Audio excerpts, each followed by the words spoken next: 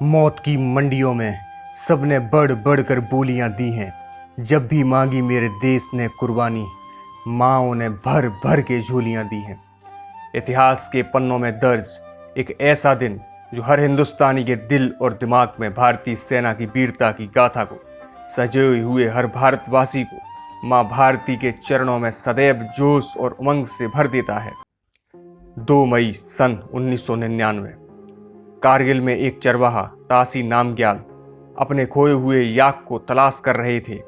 वे ऊंची ऊंची पहाड़ियों पर याक को ढूंढ रहे थे। तभी उनकी नज़र सामने की पहाड़ी पर कुछ हथियारबंद लोगों को भारतीय चौकियों पर कब्जा किए हुए देखा। उन्होंने पूरी घटना भारतीय सेना को बताई। फिर क्या था, यहीं से कारगिल युद्ध का आगाज हुआ।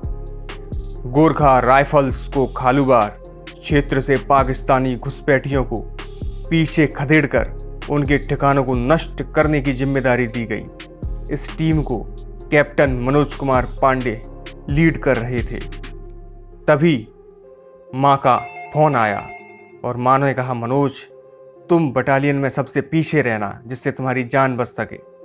लेकिन इसके उत्तर में मनोज ने कहा, माँ, अगर तुम खतरे में होती तो भी क्या मैं पीछे रहता? फिर क्या था, अपनी सेना के साथ उन्होंने कूच कर दी। पाकिस्तानी सेना ने ऊंची चोटी पर बंकर बना रखे थे। दिन के उजाले में उन तक पहुंचना मुश्किल हो रहा था। इस कारण मनोज कुमार ने रात में इन बंकरों को नष्ट करने की योजना बनाई और उन्होंने कहा, अगर खुद को साबित करने से पहले मुझको मौत आ गई तो कसम से मौत को मार डालूंगा। रात में कार्य प्रारंभ किया गया, लेकिन पाकिस्तानी फौज को हो गई भनक लग गई। उन्होंने गोलियां बरसाना प्रारंभ किया।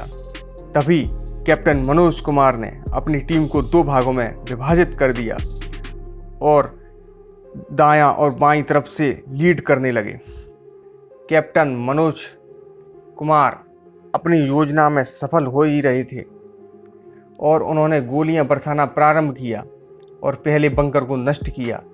इस घटना ने पाकिस्तानी सेना को चौकन्ना कर दिया और उन्होंने गोलियों के साथ बमबारी करना शुरू कर दिया।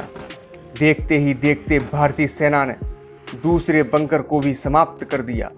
जोश से भरी हुई भारतीय सेना तीसरे बंकर की तरफ बढ़ी। तभी अचानक एक गोली कैप्टन मनोज कुमार को आकर लग गई। 2 बंकर बाकी थे, लेकिन कैप्टन मनोज के पैर और कंधे बुरी तरह घायल हो गए। लेकिन फौलादी वीर ने हार न मानी और तीसरे बंकर को भी नष्ट कर दिया। अब कैप्टन मनोज घायल अवस्था में चौथे बंकर की तरफ बढ़े। इतने में उनके पास पाकिस्तानी सेना का बम आकर गिरा।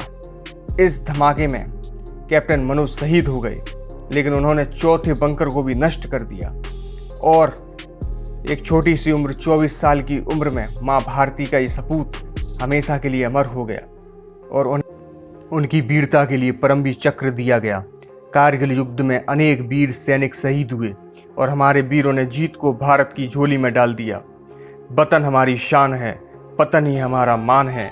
हम उस देश के वासी हैं जिसका नाम हिंदुस्तान है। जय हिंद, वंदे मातरम। Thanks for watching.